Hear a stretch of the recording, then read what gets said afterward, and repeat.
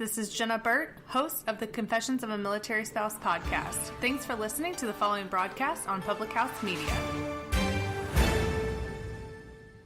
This is Baxter Colburn, host of Verse of the Day here on Public House Media. Thanks for checking out the following broadcast on Public House Media. Once you're done with that episode, I hope you'll come and check out my show, where I take one Bible verse every Monday, Wednesday, Friday, and I provide practical examples of what it can be in your life. We have guest speakers that join the program every Wednesday, and there's always something new to learn about your walk with Christ. You can stay up to date with Verse of the Day by subscribing on Apple Podcasts or on publichousemedia.org. Thanks again for listening to the following broadcast on Public House Media.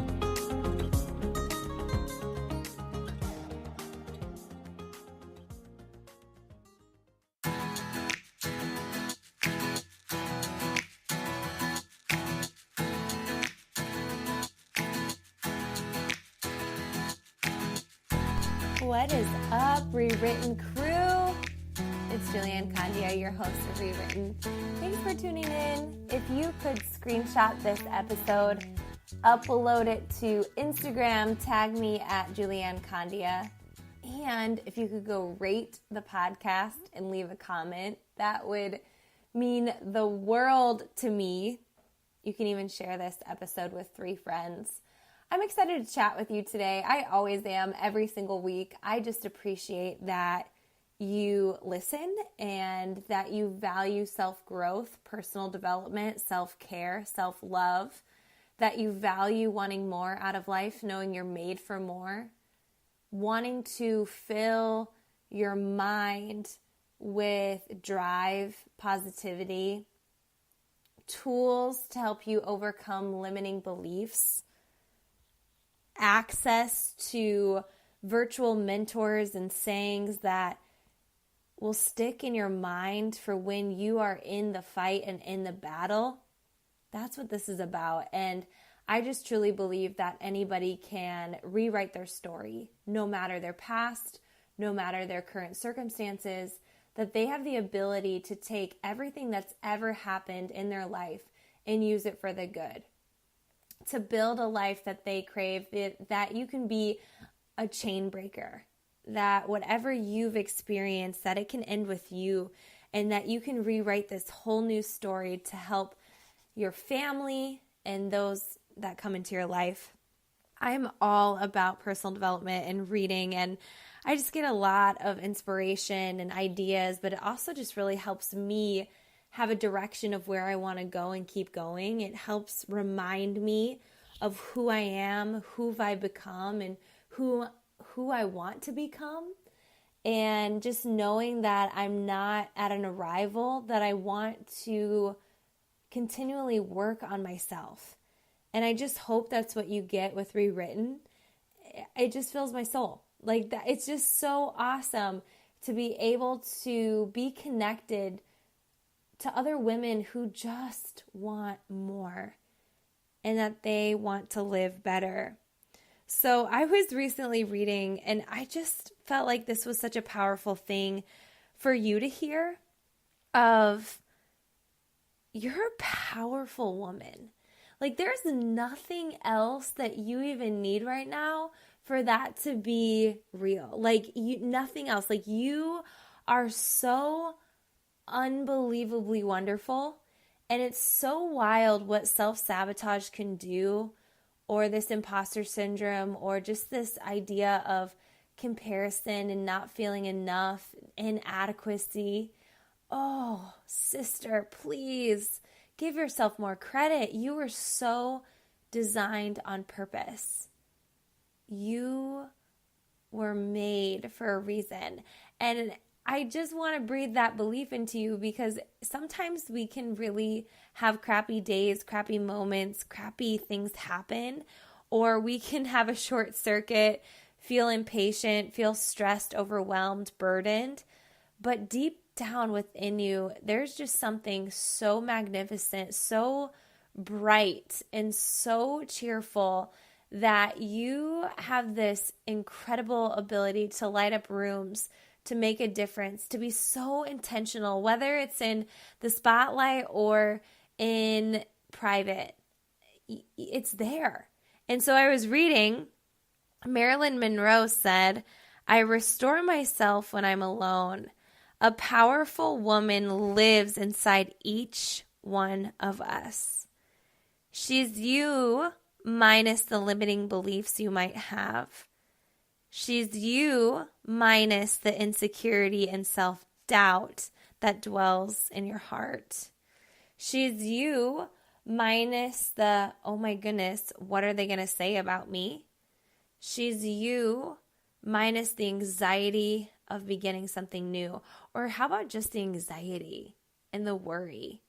She's you minus the constant loop of negative self-talk and disempowerment beliefs. She's you minus the fear of the rug getting pulled out from under you. She's you minus the bullshit, and she is the woman who will save your life." Oh, when you're feeling uncertain, drained, or insecure, just remember that you are your own damn muse, meaning you are your own energy, your own light, your own life, your own person that has this opportunity to tune down all of that baggage and negativity and shine a light that is so bright on all the gifts that you have. This is something that I mentor on and talk about, where we all lead in different ways. We all have different gifts, and it doesn't look like everybody else's. What makes you so incredibly wonderful? And for me, I think what makes me unique in my own personality is that I have massive belief, massive drive. I have this unrelenting way of trailblazing. I will believe so hard for you. I have your back. I'm loyal. I'm not afraid to speak my mind.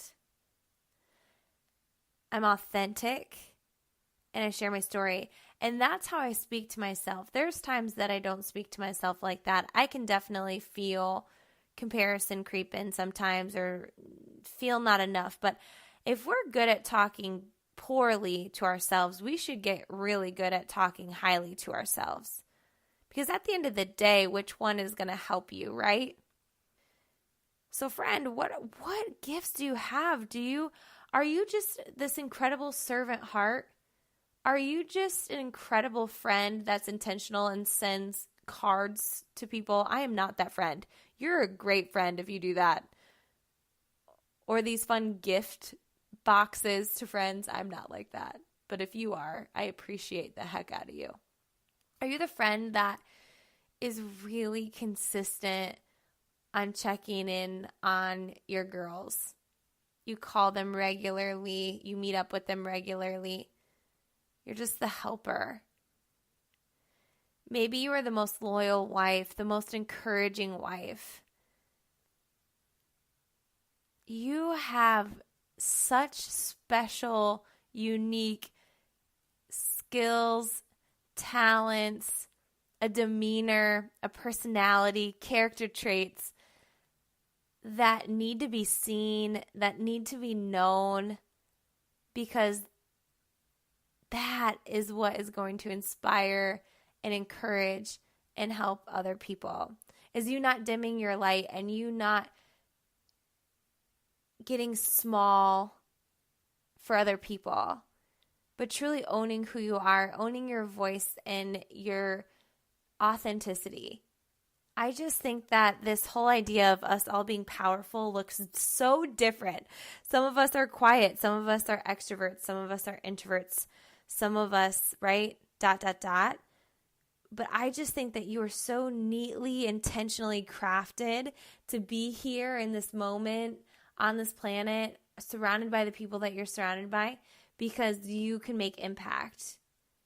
And it's crazy because sometimes we think impact is this whole larger scene, and I don't even really think it's that. I think it's just this day-to-day interaction that we have with people and with ourselves. And it all starts with how we view ourselves. 100%.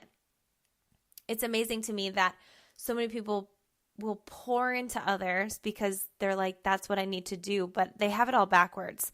When you pour into yourself, when you take care of yourself, you work on your mindset, you work on your body, you work on your emotions, you're a constant work in progress, but you're really working on self-care, people are going to get the best of you and not the last of you. And sometimes we get the last of us, right? When we're pouring so deeply into other people. But I really do think to be able to maximize this impact we have on the people around us and the people that are in our lives, our families, our friends, coworkers, whoever, our job, it really begins with how we're looking at ourselves, how we're viewing ourselves, how we're treating ourselves. Because you doing that, you're going to be able to operate at your best. Are you laying in bed at night completely exhausted, burnt out, stressed, overwhelmed, burdened? Or are you going to sleep every single night at peace, fulfilled? Eric and I always ask these questions. Who did I serve today? How did I serve today? How did I live today? How did I love today? And how did today matter? These are questions that we ask each other at the end of each day because we don't want each day to be exhausting. And I just don't understand how you can feel like you've made such an impact or did all these things and still at the end of the day just feeling so crappy.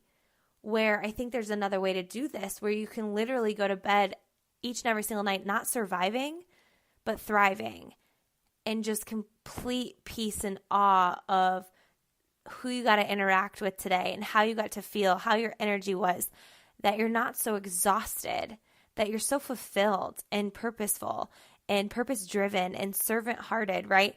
And just knowing that that all started because of a choice of self-care. I am telling you, I've been on each end, and I go to bed mostly so filled up with gratitude and satisfaction and joy and purpose. And there was a time in my life that it was complete opposite, even though I was working so hard. I was making a difference. I was pouring into children. I was wanting to be the best teacher. I was there for all of the parents and doing all of that. But for some reason, I still was feeling so incredibly exhausted that my candle was burning from both ends, that I didn't have even room to think by the time my job was done by the end of the day. And I just don't think that's how life is meant to be lived for the weekends, for vacations, for the summer. That every day you can go to bed going, today was a good day. I feel so filled up. I feel so energized. I feel so grateful. Because I got to serve, I got to be, I got to live, I got to feel, and I got to be me. So friend, you are powerful in your own way, and I just encourage you to find what that way is and what that looks like for you. Thanks for tuning in. Thank you for being a part of this. Thank you for listening. If you could send this to 3 friends or 1 friend, that would just mean the world. I hope you have a good rest of your day.